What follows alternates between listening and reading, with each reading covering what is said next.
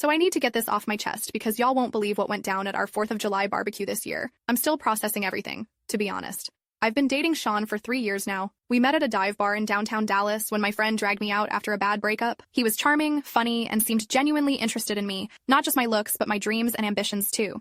When my grandpa passed away last year and left me his ranch worth about $300,000, Sean was super supportive. He helped me navigate the paperwork, stood by me during the funeral, and even suggested ideas for what we could do with the property.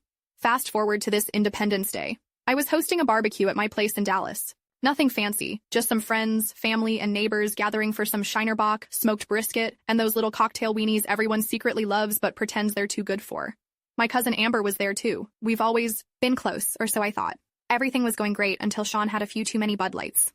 We were all sitting around the fire pit in the backyard, watching the neighbors' illegal fireworks, not snitching though, LOL, when Sean stood up and made this weird throat-clearing sound like he was about to make a toast. "I've got something to say," he announced, swaying slightly. Everyone got quiet, and I remember thinking he was going to propose or something. Boy, was I wrong.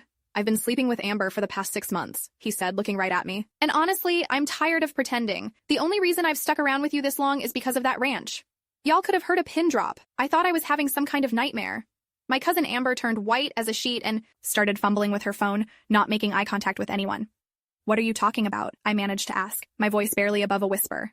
That's when he laid it all out, how he and Amber had been seeing each other behind my back, how they had plans to convince me to sell the ranch and split the money. He even had the audacity to laugh about how easy I was to manipulate. My brother Jack, bless him, was the first to react. He stood up, grabbed Sean by his stupid polo shirt, and told him he had exactly 2 minutes to get off our property before things got ugly. Sean, realizing too late what he'd done, tried to backpedal, claiming it was just a joke and that he'd had too much to drink. But the damage was done. I walked inside, packed up all his stuff that he'd left at my place over the years, and threw it in a garbage bag on the front lawn. By the time I came back outside, Amber had disappeared too. The next morning, while nursing the worst emotional hangover of my life, I called my lawyer. Thank God for Marge. She's this no-nonsense attorney who helped my grandpa with his will. She assured me that the ranch was mine free and clear, and Sean had no legal claim to it whatsoever. She helped me draft some documents to make sure of that and suggested I change all my locks and passwords just to be safe. The days that followed were a blur of anger, betrayal, and surprisingly, strategic planning. I blocked Sean and Amber on everything. Friends told me Sean lost his job at the marketing firm. Apparently, one of my neighbors at the barbecue was friends with his boss, and word got around about what kind of person he really was. Amber, from what I heard through the family grapevine, dumped Sean as soon as she realized there was no payday coming.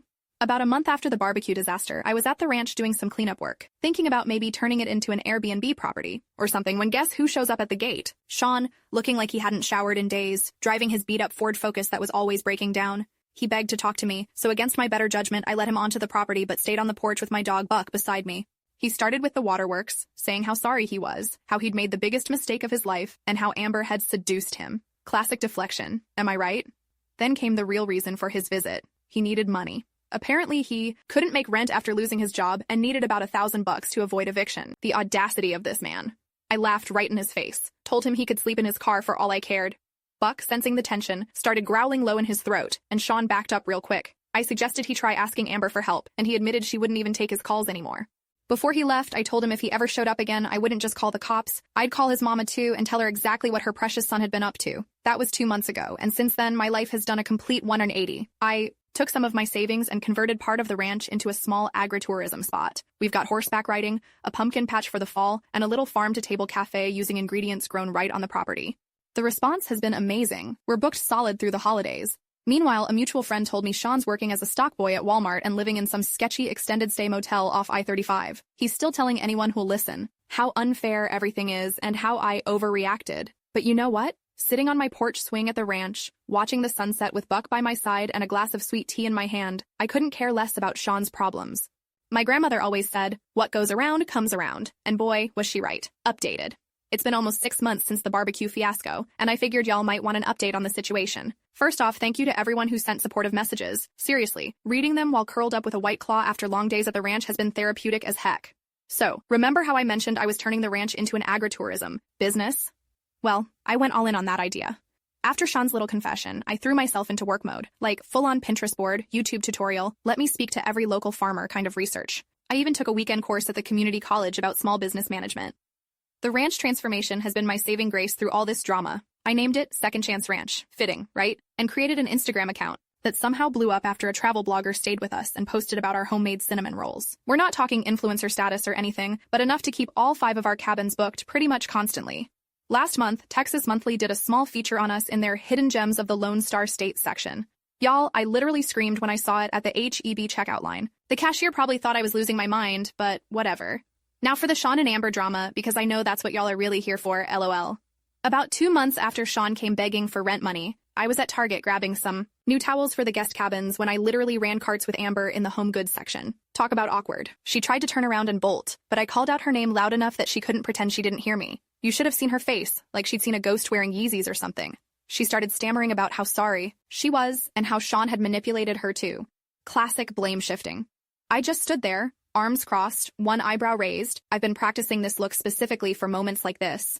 Save it, I told her. I'm not interested in your apology. I just want you to know that I'm doing amazing without either of you snakes in my life. She looked absolutely miserable, y'all. Hair unwashed, dark circles under her eyes, wearing what looked like yesterday's clothes. Turns out Sean wasn't the only thing she lost after the barbecue. My aunt, her mom, was so disgusted by what she did that she cut off Amber's allowance. At 27 years old, my cousin had been living off her parents while pretending to find herself. Now she's working at the Sonic drive-thru and sharing an apartment with 3 roommates. I really am sorry, she mumbled, staring at her shoes. I don't expect you to forgive me, but I want you to know it eats me up inside every day. For a split second, I almost felt bad for her. Almost. Then I remembered how she sat across from me at Sunday dinners for months, knowing she was sleeping with my boyfriend and plotting to steal my inheritance. Actions have consequences, Amber, I said, channeling my inner TikTok therapist. Maybe try therapy instead of targeting your family members' boyfriends and property next time. Then I pushed my cart away and treated myself to a Starbucks Frappuccino from the in-store cafe, because walking away from toxic people deserves a reward, doesn't it?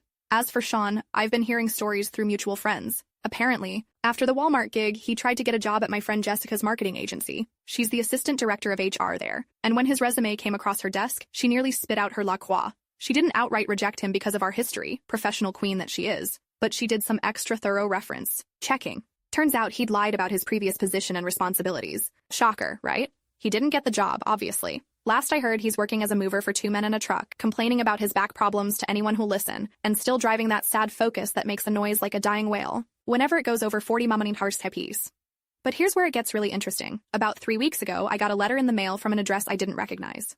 Inside was a handwritten note from Sean's mother, Margaret. Y'all, I had only met the woman twice in 3 years of dating her son, and both times she was cold as ice to me. The note said she'd heard about what happened from Sean's sister, who apparently got the real story, not whatever version Sean was telling. Margaret apologized for her son's behavior and said she raised him better than that. She also included a check for $1,000, the exact amount Sean had asked me for that day at the ranch. I was floored. I didn't cash it, though. Instead, I wrote back thanking her for the gesture but explaining that I was doing just fine and suggested she donate the money to a women's shelter instead.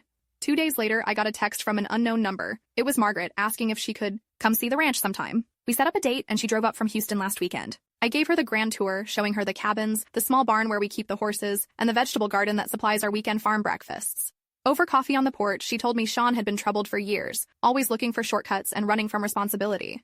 I love my son, she said, but I'm not blind to who he is. She asked if she could bring her gardening club to visit in the spring, and I said of course. It was strangely healing, sitting there with the mother of the man who tried to scam me, both of us moving forward in our own ways. The ranch is thriving beyond my wildest expectations. I hired 2 local college students to help run things, and I'm even thinking about expanding. There's an adjacent property that might be coming on the market soon, and my business loan officer at Chase thinks I'd easily qualify for financing given how successful we've been. Oh, and I almost forgot the cherry on top of this revenge Sunday. Last week I was scrolling through Facebook, yeah, I still use it, judge me, when I got a message request. It was from Sean, of all people. The message just said, I see your ranch is doing well. I always knew it had potential. Maybe we could talk about some ideas I have. The laugh that came out of me scared my poor dog half to death. I didn't even bother responding, just screenshot it and sent it to our old friend group chat with the caption, "The audacity continues." Everyone got a good laugh, especially when Jack suggested I respond with a link to job applications at the ranch for the position of manure shoveler. I've been on a couple of dates with this guy named Mike who came to the ranch with his niece for our pumpkin patch event.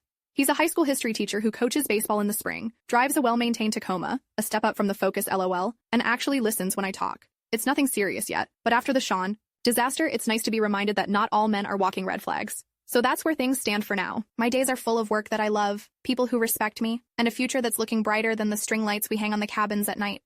Sometimes I think about sending Sean a thank you card. His betrayal was the kick in the pants I needed to really invest in myself and this property. But then I think, nah, he doesn't deserve even that much of my energy. Final update, it's been a full year since that fateful July 4th barbecue, and I'm posting this final update from my new office overlooking the second barn we just finished building at Second Chance Ranch. Y'all, life has a funny way of working out. That adjacent property I mentioned? Bought it. Doubled our capacity and added a small wedding venue that's already booked solid through next spring. Southern Living featured us in their Best Weekend Getaways issue, and I had to hire 3 more staff members just to keep up with demand. As for Sean, I ran into him at a gas station off Route 20 last month. He was pumping gas into some girl's Kia while she sat in the passenger seat scrolling through her phone. He looked tired, older somehow. When he spotted me, he froze with this weird expression, like he couldn't decide whether to speak to me or pretend he didn't see me. I just smiled, paid for my Slurpee and beef jerky, road trip essentials, don't hour me, and walked out. Through the window, I saw him watching me get into my new F-150 with the ranch logo on the door. No words were exchanged. None needed to be. Mike and I are still dating, taking things slow but steady. He helped design our educational programs for school field trips, and turns out he's pretty handy with a hammer too. Buck the dog absolutely adores him, which says everything you need to know. Amber sent me a Christmas card last year with another apology inside. I appreciated the gesture, but some bridges stay burned. That said, I did hire her younger brother as summer help. Kids shouldn't have to pay for his sister's mistakes.